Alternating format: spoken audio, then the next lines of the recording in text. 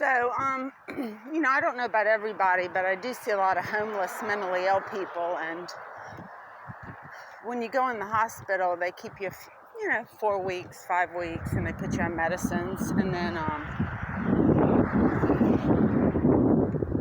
they turn you loose. And some people are homeless. I was lucky. I had alimony, so I had a place to go. But then it was like, boop, boop, back in. And that went in for 10 years. Boop, boop, back in. ECT, boop, boop, back in. Suicide attempt, boop, boop, back in. And then finally my doctor said, I can't be your doctor anymore. You'll have to find somebody else.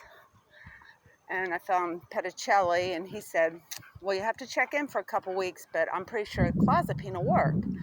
He had experience in the prisons and had serious cases of bipolar. I didn't want to go in, but I wanted to be well. I'm tired of this. I'm tired of going in and out of hospitals. And I was compliant with medication many years. And I'd had pretty good luck for a number of years just on lithium and Seroquel, but somehow that changed. And so I've been out of the hospital, and I'm working a part-time job, doing pretty good, sleeping good.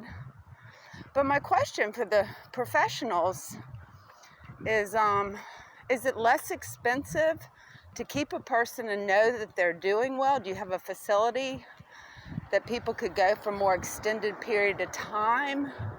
Because when you turn them back out and they're homeless and they end up coming back again, that costs the taxpayer a bunch of money. Of course, if they're wealthier, I don't know how that works. Usually if they're wealthier, they may not be as sick too. They probably don't have a severe case. But I guess what I'm asking for is better inclusive care for the people that need it, that they don't live homeless, that you get them the care they need and they get the medication and the stability. Also in public schools, educating the family and the children, just like any other science class on mental health, chemistry of the brain, things like that, PTSD.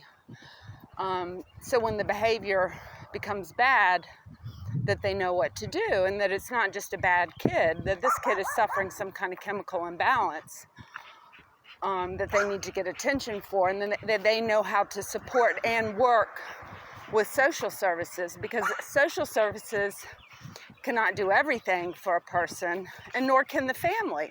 They have to work together hand in hand to achieve health. And I'd sent a photograph of a back surgery to a friend, and I said, the brain is exactly the same. When it's broken or it's hurt or the chemistry's off, you don't expect a back surgery person to get up and walk.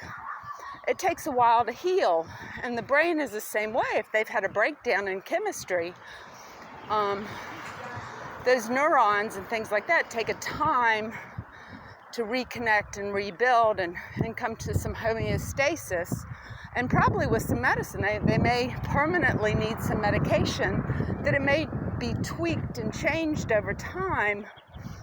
But I really feel bad for my homeless friends they may be addicts or they may not due to chemical disorder, but they're humans and they're sick and they're suffering.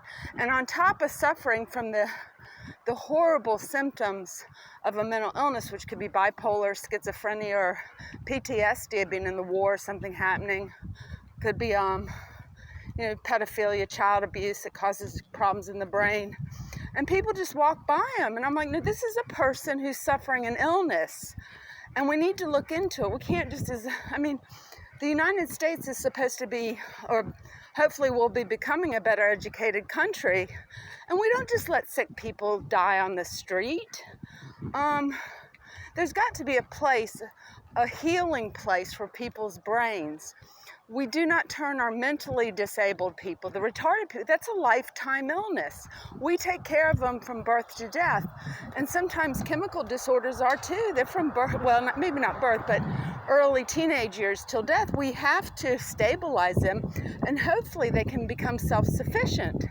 But they may always need some of our help.